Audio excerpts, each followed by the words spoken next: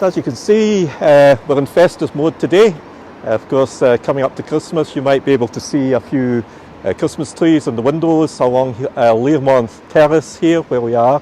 This beautiful terrace, it goes back to the 19th century, and the reason it's called Learmonth Terrace is it was built on the lands of John and Andrew Learmonth, who were quite wealthy property speculators. And they built this beautiful terrace here in what is called Open Renaissance style of architecture, and it was for the very wealthy families of the time who would have a whole section of that going from the basement right down in the kitchen area up through the dining room, drawing room, up to the bedrooms up the top there. But today they are more divided up into individual apartments as you can see them. The architect who was responsible for this beautiful terrace was a man called John Chesser, and he had a huge reputation in Edinburgh because he designed many wonderful terraces all over the city today. Just amazing architecture. So we are heading along just off Queensferry Road, where we would be, if we're driving, heading out to Edinburgh from the northwest side of the city, and this is part of the West End, what we call the West End. John Learmonth then, he was the son of a coach builder who had a shop on 1 Princess Street, or near to the Balmoral Hotel today, and he worked himself up and he became Lord Provost. He was a very wealthy man, of course, and he developed the Dean Bridge and opened up the part of Edinburgh that was inaccessible before with a massive bridge, and Joe and I spoke about that when on an earlier tour when we were doing the Dean Village. His son was not really quite so responsible as John, Alexander Learmonth. He was a colonel, an army colonel, but he enjoyed the good life too much and found himself bankrupt shortly after the development of this amazing terrace that we've just walked along. So a man called James Steele, who was also Lord Provost, the archetypal Dick Whittington, if you like, rag to riches person who was known as the Construction King, and he took over some of the lands here and developed them, and down into Conway Bank, which is just down here behind me, which would be described as high density. I have a question about the rent. How much do you think you'd be able to rent one of these apartments? Well, I think maybe Joe might have a better idea of that. I would say around, probably, we'd do it monthly, I would think maybe about 1,500 to 2,000 a month. But it depends on the number of bedrooms, but they are very, very expensive.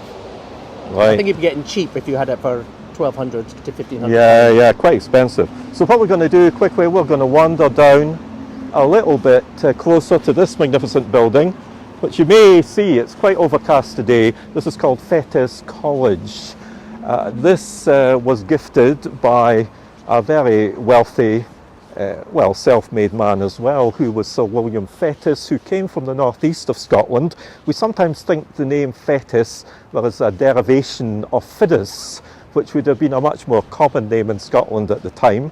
But he was a tea merchant and a wine merchant. He was on the board of a bank, and he was also Lord Provost of Edinburgh, so he was very highly thought of.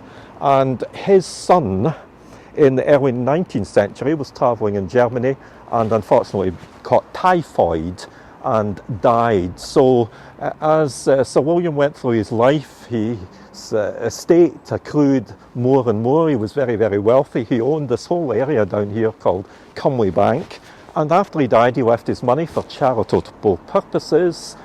I'll ask Joe to get off the road here, we've got a car coming down here.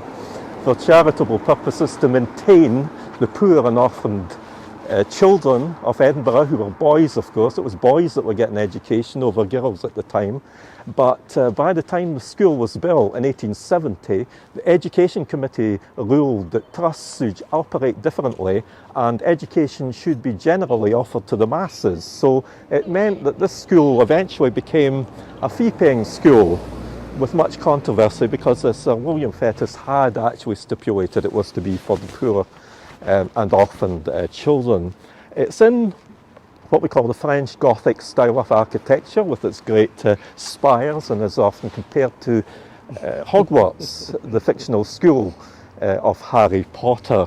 It's most beautiful. The motto of the school is a B, and the B stands for Industria, meaning industrious, hard-working, and if you work hard, you'll get a reward at the end of it. So we can think of the bee and the honey, and that was the personal motto too of Sir William Fettes. So Fettes College, private school today, and was also the fictional school of James Bond, who Ian Fleming, the author, decided that James Bond was such a wild card, such a maverick, that he didn't survive Eton.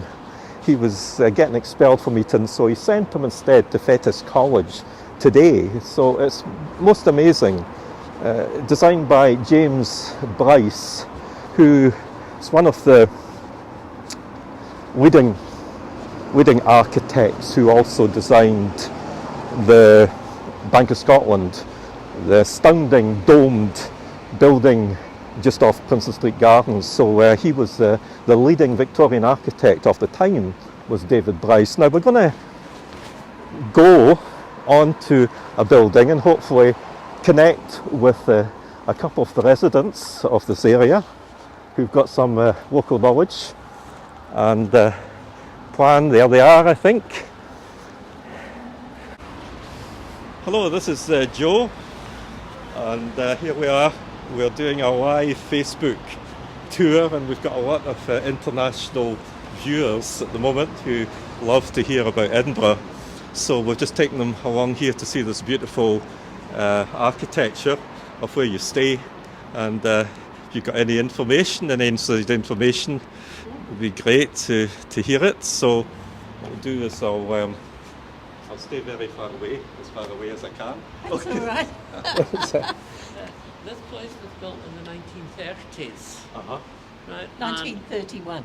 And, Yeah. Started construction. Yeah. Yes. And they have 3 stairs, number 26 and 27 Learmonth Terrace. And round the corner is number 2 Orchard Brae. Right. Okay. Each stair has 8 flats, Yeah. and the 8 flats are all individually different in Right. some slight manner. There is some old Art Deco things in the flats, but some of it has gone. And round the corner there is number 4 Orchard Brae, which is the caretaker's flat. Okay. Obviously, originally it was owned for a caretaker for the flats, but the difference with that flat Actually, is... it was for the chauffeur of the builder. Oh, right. The builder started building in 1931. He lived in number 26. He had a chauffeur, and subsequently it was used for chauffeurs, people in our flat long ago. But he built the flats, or started building construction in 1931. It took a long time. The flats didn't sell, and so he rented them out whilst it was still being built, and eventually they sold and people moved in. Yes. Would you happen to know what the rental is now for this area? Because we did get a question. Oh, I really don't know. I think it would have been 20 years ago. These are large flats, so Yeah. they're all the minimum size, except for the small one around the corner, is at least 3 bedrooms, and some of them are much larger than that. So they're all different. But I would have thought that 20 years ago it might have been about £1,200. So 1,200, so a lot more than that. I even don't as know. it- They're family-sized flats. Yeah. They're similar to a decent-sized family home for most people. Thanks for Not that. many Rebecca, you from Australia Originally. Okay. I think we've got a few Australian viewers on here as well. Yeah, hello Australia. Miss you. I think we're going to ask you, what is it like being an Australian living in Edinburgh? It's a bit cold and damp at the moment. Just a little. Otherwise, good. Yeah. But Can you tell us about some of the people who've lived here in the past? yeah, I haven't met any of them, but I did a small amount of research with a neighbour who'd been here quite a while, and she told me that some famous people, I don't know how many people overseas have heard of these people, but you probably remember the TV series Cullen from the 70s. I remember Cullen, it, yeah. with Edward Woodward. Well, Yeah. Lonely, who was Russell Hunter, he lived here in this stair with his wife Isla McLean, who is quite a famous Scottish theatre actress. Yeah. And then also Magnus Magnuson, who as Australian I know nothing about, but I understand he's quite famous locally. He apparently lived round the corner Yep. in number 2. And a friend of Angus's mother remembers going to a soiree at his place. And so that's all I know about it. I literally know nothing else. And then the other person who is of local interest is a man called Mike Oppenheim. He and his wife lived here for quite a long time, and he was apparently instrumental in setting up the Water of Leith walkway, and there is a trust in his name. Meyer Oppenheim was his We full did name. see that. It was a plaque on the bridge at Apparently the a plaque on the Yeah, Stockbridge. at the yes. Stockbridge. We did see that. Yeah. Yeah, so those are the only, otherwise they're just sort of ordinary, mildly well-off people live here, you know, normal middle class. Go away and read the books of Alexander McCall Smith is my advice if you want to know who lives here. It's just like living in, you know, It's like Scotland Street. a little, somewhere a combination of Scotland Street and some of his other local novels. Okay. Yes, exactly. Actually, it's a good recommendation. Exactly like He's a good Edinburgh author, Alexander McCall yes, Smith. yes. So, yeah, that's pretty much all we know of the history. This area here behind you, which is the car park currently, did used to be gardens, and then eventually, you know, as car owning became more prominent, they turned it to a car park. There are gardens still at the back, and it's popular with families for that reason. There's a few families live here because of the availability of a garden. Okay. Got a question here. How long have you lived here? 18 years. 18 years. Yes. I don't know if I've introduced you guys. This is Angus and Roberta McRae. Roberta, okay. Okay, so good friends of ours. So, and it's just an amazing building. It Art is Deco, really isn't it? interesting. I don't know if you can get a shot of the doors, but actually in most of the flats, as Angus said, have had the deco features ripped out of them, sadly. But and they're fairly plain deco features, but the doors are original, as are the windows at the back, which I don't think you can see. But so there are interesting deco features. Unfortunately, pretty much everybody here has had to renovate the windows and put in modern windows on the outside of the building. They're gorgeous. Yeah. So and obviously things like the railings we had to put in to enable, you know, as people get older, to help them get up and down the stairs. So there are features that are no longer original, sadly. Do you have elevators? There's another question. There is an original lift, so that is the original lift from the 30s. Okay. That's inside and still going. Excellent. So Yes, yes. each stair has its own elevator. Sorry? Each stair has its own elevator. It's on the elevator each Yes. stair, yeah. Because there's no inside connections between one stair and the other stair. Oh, I see what you mean, yeah. Right. Yeah. At the time it was built, it was obviously very unusual. You know, these were built as luxury flats at the time, and it was very unusual to have a lift in the flats. Probably the only immediate comparison that comes to mind is the Jenner flats, and of course they're much smaller. In fact, they're really quite small. These are quite spacious, really. Were they serviced at all? Were they having like maids or? Oh people- yeah, well they certainly did have have a housekeeper, chauffeur. They would have had back in the 30s. It was the Depression, so you know, if you think about the conditions, if you could afford to buy a place like this back then, you would have had a servant or two. I And we've got a expect. question here from Patty. She's saying the doors are glass doors, original glass doors. Etched glass Yeah, doors, etched yeah. glass. Yeah. Yeah. Yeah. Sadly, the door furniture is not original because it was stolen. So anything, you know, external not nailed down will that's of any value Excellent. will get stolen. But Yeah. yes, the building itself, if you notice, I mean, you can see from the style of the building that it is really quite early 30s architecturally, and so undoubtedly influenced by the Chicago architects, Yeah. which Americans will be familiar with. I don't know much about the construction. You know, I can tell you the walls are really super thick. You know, what you can see is also actually really inside the flats as well. You know, the thickness of the walls. So you don't hear your neighbours a lot then? You don't hear them through the walls, but curiously, that it is concrete floors. You know, steel and concrete construction, but you can hear them through the floors. If they don't have carpet, then you can hear them, you know, tottering about, especially on heels. Yes.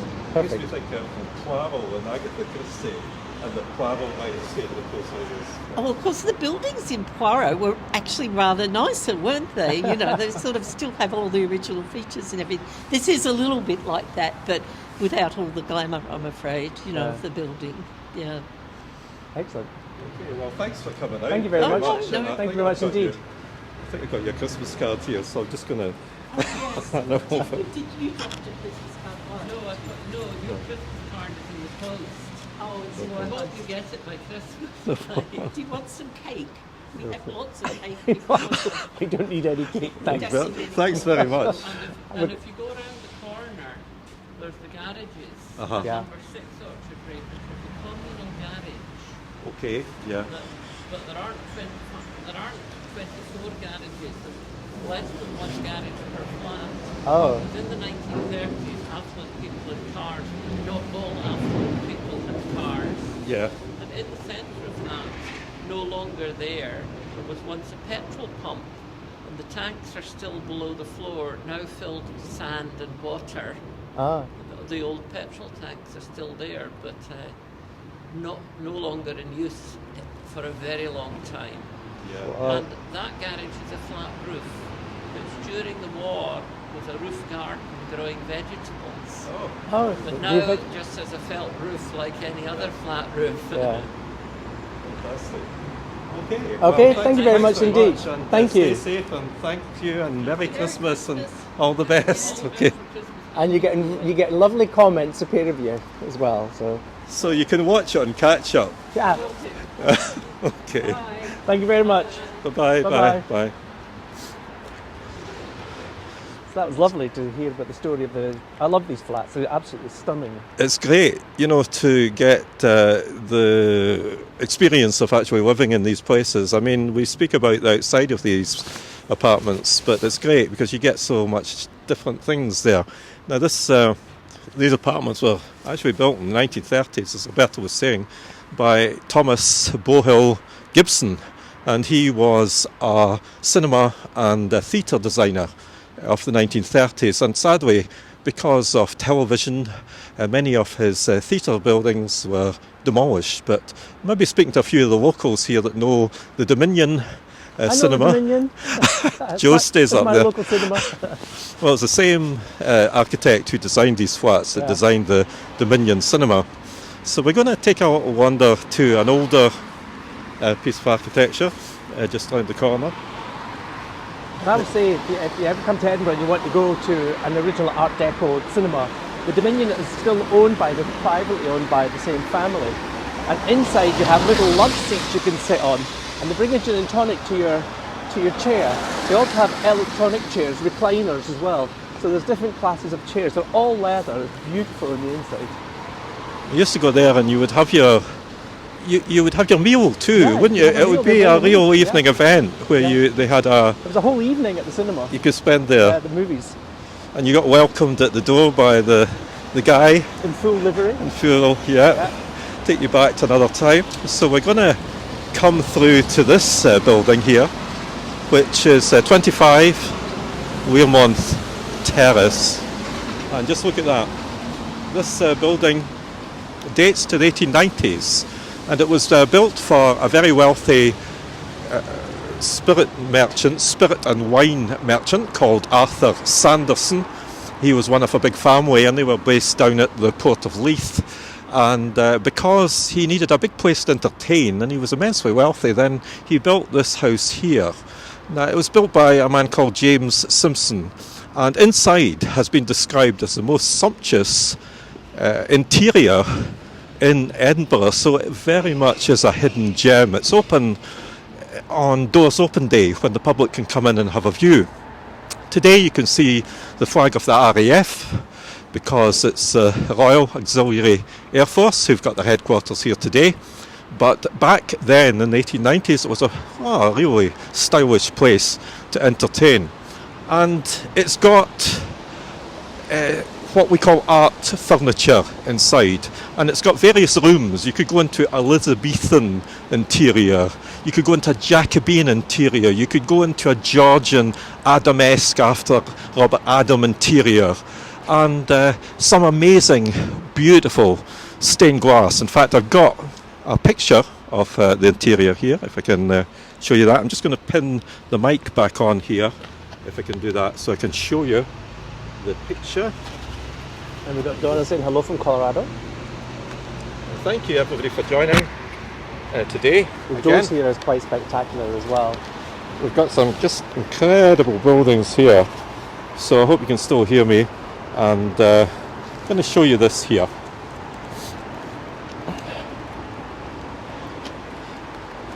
You can see the wood panelling from the outside, but I don't think it picks up in the camera. There's a gentleman called William Scott Morton, who was one of the leading interior designers who had a hand in designing this, and he came from Carluke. He was the son of a joiner and wheelwright who sometimes made violins. So he trained as an architect, but then moved into interior design and was known very much in the United States. In fact, he designed for Cornelius Vanderbilt, would you believe? And here we have, just look at that. Would you believe that is what is in there? It's like these caryatids, as we call them, from Grecian architecture, female figures carrying the balustrade on their heads there. And if you look here, this is called the Tynecastle Tapestry. Now, Tynecastle Tapestry was called that because the works where they made it was in Tynecastle, part of Edinburgh, and it was embossed effect of using canvas and plaster to create elegant sculpture like the frieze from the Parthenon. And it was William Scott Morton who was doing this, and he was much sought after by very wealthy people who had steam yachts for the interiors of railway carriages. In here is the most exotic, rich mahogany panelling, pillars, incredibly fancy roofs. I don't know if you can see it because of the reflection on the window, but that is very hugely decorative. The ceiling in there, you can just see, it's just totally amazing. But that's not the whole story. There was another leading person in the field who was called Daniel Cottier. Daniel Cottier, also Scottish, and he was a stained glass designer, and he has this place full of the most exotic stained glass, and even influenced Tiffany, the Art Deco lamp and glass maker. So if we maybe go around a wee bit along here, we can see, it's difficult to see because we're not inside and it's not lit up at the outside and the inside, but you can see some of the decorative glass here, and that's by Cottier. And there's another example of Cottier's glass. The place is absolutely enormous, and it has a billiard room added on to the back. It's 4 stories high, and it's even higher if you go down the back because it's on a sloping site. Just look at these incredible bay windows with the exotic Corinthian capitals at the top. This is what wealth and power would get you back then in the 1890s. So that's 25 Learmonth Terrace, an absolute gem of architecture.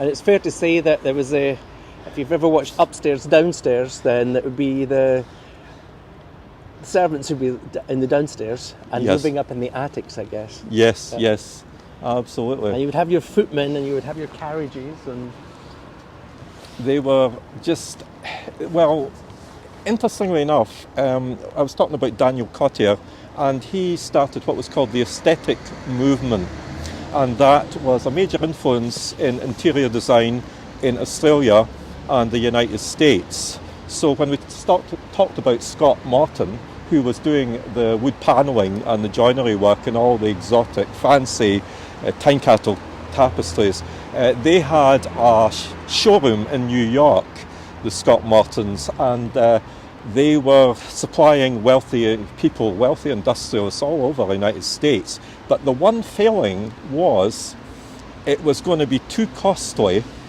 to manufacture the Tynecastle Tapestry, which was that kind of freeze effect over in the US. So the son of William had to come back to Edinburgh, and it didn't take off quite as much over in the States as it could have had, because it was hugely in demand. Marianne is saying here that in the States, I guess, if our interior decorators would have it ripped out or painted, no respect. Yes. Well, this is such a beautiful interior, and if you are lucky enough to be in Edinburgh and the doors open day, look out for it, because maybe you want to explain what doors open day means, Mike, because people in outside UK might not understand. Good question. Doors open day is a day in the year when many public buildings and private buildings will open when they are not normally open to the public. Oh, look at the wee dog with its coat on. Aha, very cute.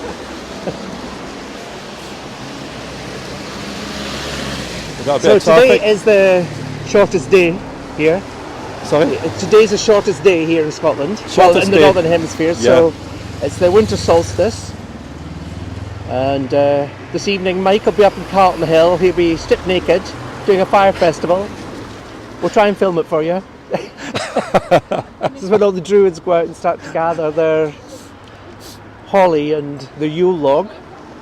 Yeah, very, very pagan time of year. And I don't know if you know or not, that in Scotland it's not Christmas, which is the big festival traditionally. It is a New Year, or what we call Hogmanay, when people celebrate the going out of 2020 and the coming in of 2021. I think that will take on new significance this year. I think there'll be a few people glad to see the back of 2020. Yeah. Yep. Also, the Romans called today Saturnalia, so the Roman festival where they were here. So the Romans and the pagans who were here celebrated today as a shortest day. And on a clear night in the next few days, in the Northern Hemisphere at least, there's going to be what they call a celestial conjunction. There's nothing like a good celestial conjunction. No, that's right. Yeah. So you'll be able to see Jupiter and what's the other one? Is it Mars? Could be. You've got me there, but I think I should know. You're going to get the two planets very close to each other. Yeah. Unfortunately, it's a bit cloudy here in Edinburgh, but it's going to last for a couple of days. And here in Scotland, we look to the west to see it. So We've got Just Eat bikes here, where you can pop your credit card in and pick up a bike if you feel so inclined, and then drop it off at another centre where they are located. So we're just walking along to talk about the final thing on the walk today. We're walking along Queensferry Road, and this is Erskine Stewart's Melville College, which is a school. It is a day school as well as a boarding school, as well as a residential school. It's a private school, and it was originally called Daniel Stewart's. It was a one school, but as time's gone on, it's connected with another two schools. Mary Erskine's, which is a girls' school. This is a boys' school, Daniel Stewart's, and they have Melville College, so hence the name Erskine Stewart's Melville. Now, Daniel Stewart, we're talking about the late 18th century, was from a place called Logie Rate in Perthshire, and he was of a very poor farming family, and he came to Edinburgh to make wigs. Of course, wigs were very, very popular in the 18th century, and as time went on, he became an usher or a macer at the Court of the Exchequer, which was a custom as excise process that he was involved in as an official. And he also made some money through investments in India too, so he became immensely wealthy. And he decided, like William Fettes, to create a school for poor boys who wouldn't otherwise get education back then. But see if we can get a little sneak in let's here. get a look in the gate, because fortunately the gate is open. The gate's open. Just look at that And architecture. the kids are on vacation, so have a look at this. Architecture is by an architect who was called David Rind. Now, David Rind was well known for designing banks in the 19th century. Many of the commercial banks in Edinburgh, including the Dome, if anybody is familiar with that, on George Street. In fact, Joe talked about the Dome, which is now a bar today. He was the architect for that. So this is probably his finest work, and this was opened in 1855. The ambition of Daniel Stewart had been for the poor children of Edinburgh, but the educational commissioners in 1870 decided that education should be for all, and they were looking at creating a public educational service, and then this fell out of use. It started as a school for only 50 boys, 50 poor boys, but ended up as a fee-paying school. Today, as it is, you have to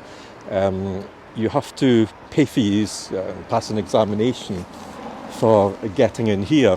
Are you familiar with any famous alumni from here? Yeah, maybe Joe's got a few as well. I'm thinking of David Wilkie, who was a former Olympic swimmer. He won a huge number of medals. He was an Olympic swimmer, but I think Joe's probably got a few that you can mention. None come to mind. I've got all the Fettes ones, but none to listen to. We'll do some research. See if we can get some famous ones. There's a famous wrestling driver, but unfortunately I've forgotten the name at the moment, who actually went to school here. Sorry? David Coulthard? No, it wasn't him. It was somebody who you wouldn't expect. And we had, I had it on the tip of my tongue there, Doddy Weir, who was a rugby. Many stars of Scottish international rugby have gone to school here as well. Yeah, it's a very famous rugby school. And a lot of the schools in Edinburgh have got pupils who played for the national teams. Yeah, Edinburgh's a very big rugby city. Yeah, definitely. If you look at the pictures, these are artificial grass, synthetic grass, which makes a lot of sense. So it's very much got an emphasis on sport today. It is run by the Merchant Company.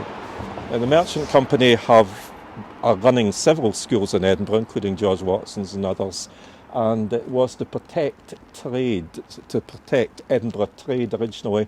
But because merchants were wealthy and they had charitable interests, and they created a company, and the Merchant Company moved from trade protection to charity and education, and they oversaw the running of schools such as Daniel Stewart's, as it is today.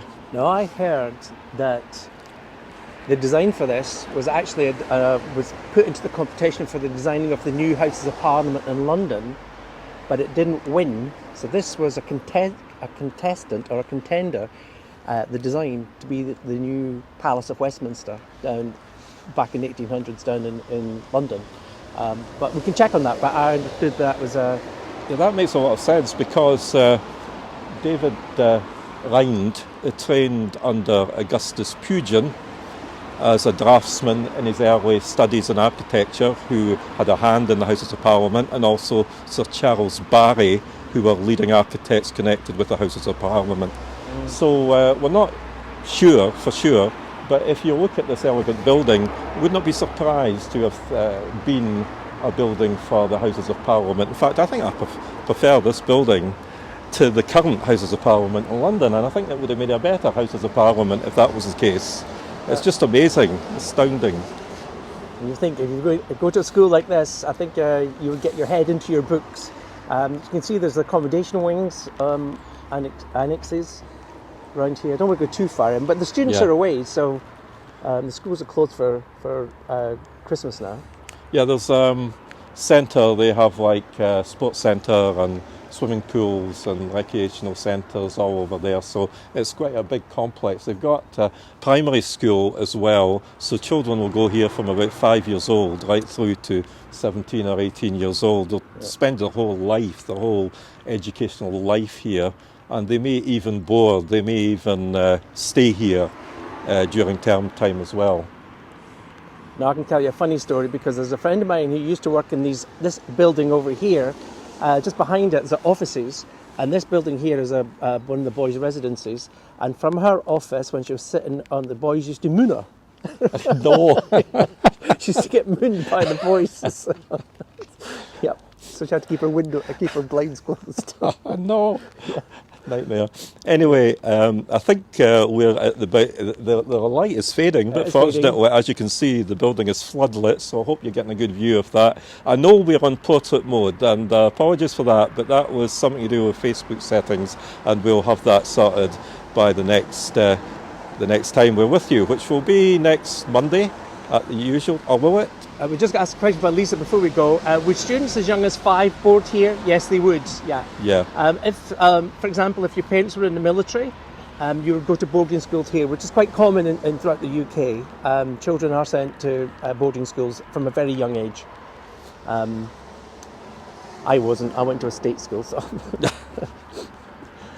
But well, yeah, you will have families who will send their kids off to boarding school, just like Eton and Harrow and all the rest of them. Yep. There's a tradition that generations will attend. So if your father went, you will probably go, and if his father before him went, you'll probably go as well. So it goes through generations and families. Yeah. It's a tradition, very much so. So this is Erskine Stewart's Melville College, or as it was back then, Daniel Stewart's school. Incredible. The architecture has kind of got shades of Elizabethan. Queen Elizabeth I wouldn't have been, she would have been maybe quite happy to be in a building like this.